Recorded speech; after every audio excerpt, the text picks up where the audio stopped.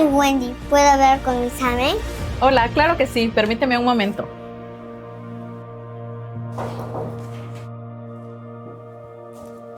Miss, este sueño también es mío. Claro que sí. Muchas gracias a todas las familias que ya han colaborado para concluir el equipamiento de nuestros nuevos salones. Si tú todavía no lo has hecho, te invitamos a participar porque este sueño Es de todos.